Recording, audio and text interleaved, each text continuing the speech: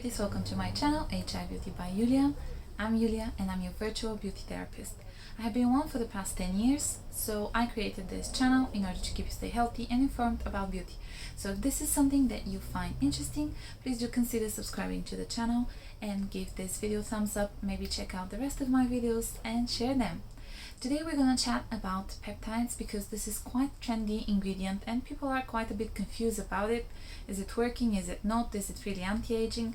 So we're gonna see what the science is saying about it.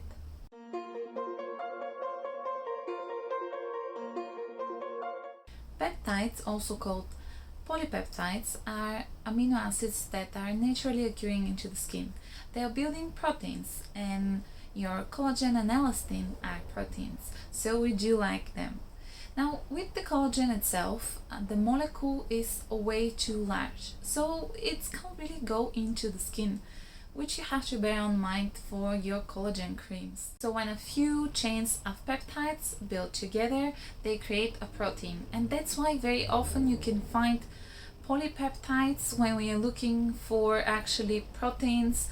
So the terminology really is going from one into another because one is containing the other.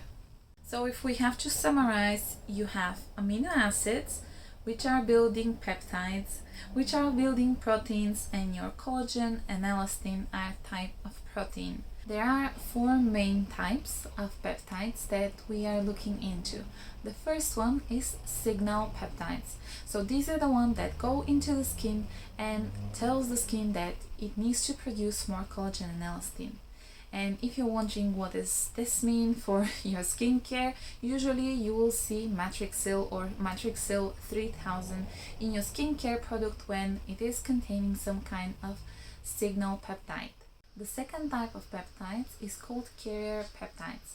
So these are the ones that will get different kind of minerals, deliver them into the skin in order to help with healing of the skin. So this is your copper peptide type of product. They are considered to be very good when we are looking into anti-aging care, so whether we are looking into reducing the wrinkles, improving the firmness of the skin, and even fight with free radicals, and also helping with the evening of skin tone. The third type of peptides will be the ones that are called enzyme inhibitors. So they are the ones that are slowing down the breaking of the collagen and elastin. This is a natural process, so obviously they won't be able to completely stop it, but it means that your body will break down slowly things like collagen and elastin, and that's why this is something that is very great from point of view of aging gracefully. And then the last type of peptides are neurotransmitters. This is a little bit more specific.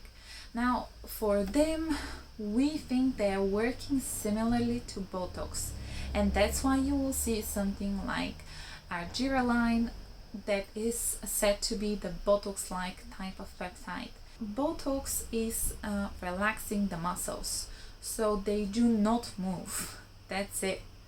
When we are looking into peptides, that means that the signal coming from the nerve towards the muscle will be less. So you still have muscles that are contracting, but not that much, and that's why the wrinkles, their depth, and the general surface of the wrinkles should be reduced.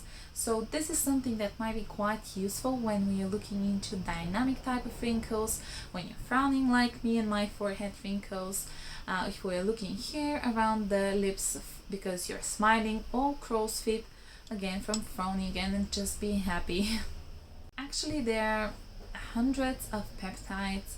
Some of them are part of your skincare, some of them are part of trials in order to be in your skincare routine.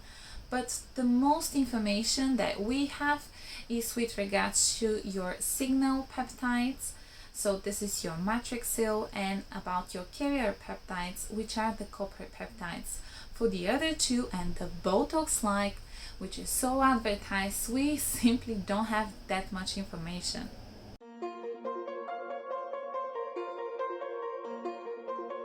Collagen is what gives your skin a nice and firm, plump type of texture with less wrinkles, with less fine lines. We are looking into elastin as well, which is another type of protein, and this is giving the firmness of the skin. The decreased elasticity of the skin is what will make your pores looking larger. So it's not just your genetics, it is not just the fact that you have oily skin. You can be 50 and suddenly your pores will start looking larger, and it's because your skin is losing its elasticity. According to many of the studies that we have so far about peptides, they might be able to ease inflammation and repair the skin barrier, so they might be quite good idea if you have some kind of inflammatory condition, whether we're looking for sensitivity of the skin, acne, rosacea, or anything else. Peptides are considered to be non-aggressive type of ingredient. Obviously it does depend from their concentration and from what else there is in your bottle of product. If you want to use alpha hydroxy acids with your peptides, my suggestion is to, for instance, use one in the morning, the other one in the evening, or at least what you can apply is, say, apply your alpha hydroxy acids, then buffer them with something, and then you apply your peptides, because peptides are affected from the low pH. That's why very often you will see that some say you don't mix vitamin C with peptides. The reason being is that the pure vitamin C, the L-ascorbic acid, is ingredient that needs low pH in order to be stable. So if you have vitamin C product which is with derivatives that are quite happily living on higher pH and they are not acidic, you can quite easily use peptides. As for retinol and over-the-counter products, obviously if you do have some kind of prescription product, you do have to speak with your dermatologist and they will be able to give you a little bit better idea.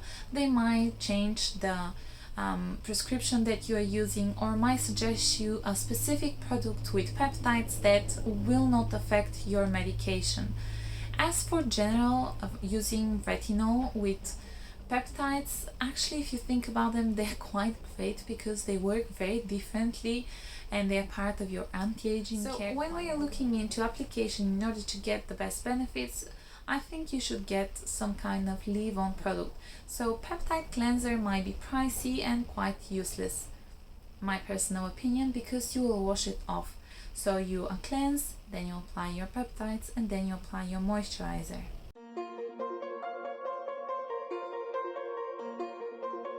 There is a rule called the rule of 500 Daltons. This means that if an ingredient has a weight, molecular weight, more than 500 Daltons, it shouldn't be able to penetrate through the skin because it is too big. Very often different manufacturers might decide to use vectors, carrier molecules, lipids, capsulated type of ingredients in order to help with the penetration. Because our skin is waxy and in the end of the day it's like a web on the surface, that's why certain molecules stay on the surface, certain go in. So if this molecule itself is too large to go deep into the skin, you have to be able to aid in order to get something into the skin. So what they do is they use this type of penetration enhancing type of ingredients. The second issue with peptides is the fact that very often the studies that we have about them are from the manufacturers, and fortunately some of them might be great, but some of them are a little bit questionable when we are looking into the outcome of those type of studies because they are not so greatly regulated. Most of the experimental data that we have about the efficiency of peptides is from studies that were done in vitro, they were done on skin cultures or artificial silicone skin. So this is not really the same like done on a human type of living creature because we have a lot more variables. I have to say that peptides were found in the beginning of 19th century, so this is over 200 years. But from point of view of skincare, we started looking at them 20 years ago. So although there are studies, still it is a bit questionable whether peptides can penetrate into the skin or not, because still they're, as I mentioned, big. or actually because they are breakdown of collagen, they don't continue to break down into the skin without actually affecting us in any way.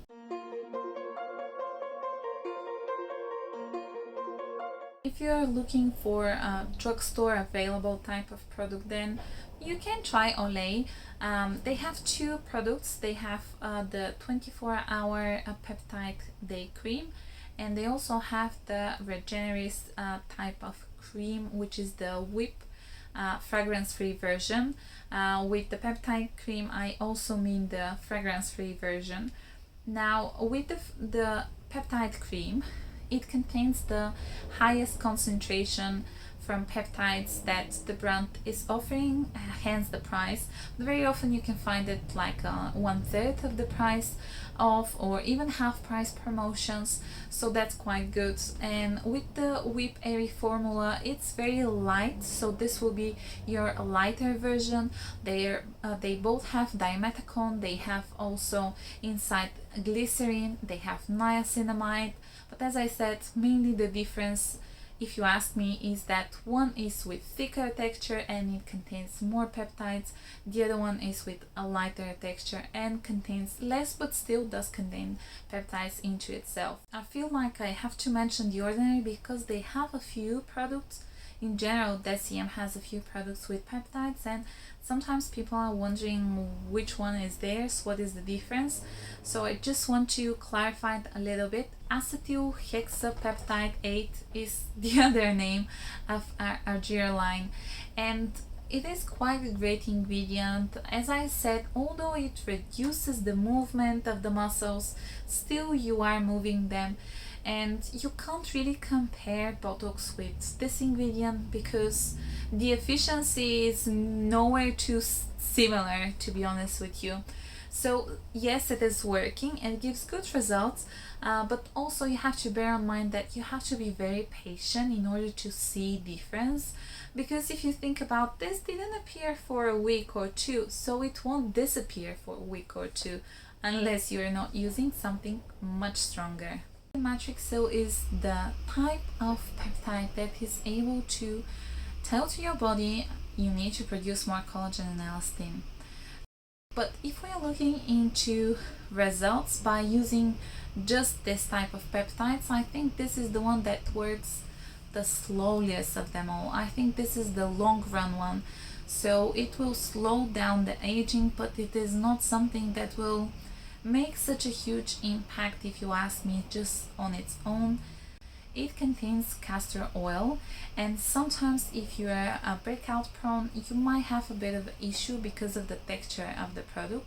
It contains also hyaluronic acid, so it contains obviously humectant, that's why you can see some plumbing, but that's why I think it's a bit tricky to see whether you produce a bit more collagen and elastin and that's why your wrinkle is less visible, or it's just because there is more water into the skin so the skin looks smoother. It's a bit tricky to decide. The buffet solution from The Ordinary is quite great. Now it contains 11 different types of amino acids, so these are lipids, and that's why it might break you out if you use it too often and you have acne prone type of skin. I think that's why sometimes people find it a little bit too much for their skin. Now it contains hyaluronic acid as well, it has ferment, which I very much love. And then the last version from The Ordinary is their buffet with copper peptide. Now the copper peptide is only 1%, but this is an ingredient that is so potent that this 1% does make a difference. Also, this product is oil free, so it makes a difference from point of view of the texture. It definitely has very light texture, but if you're new to peptides, just going straight away to this one might be too much. So if you're sensitive or just started to use peptides, I think you will be better to introduce something else and then start using this one. Mizon has a Peptide 500 product. It's an ampoule which is with very light texture, so if your skin is oily or combination, it's quite easy to apply. It contains Centella asiatica, it contains copper peptide along with other type of peptides as well.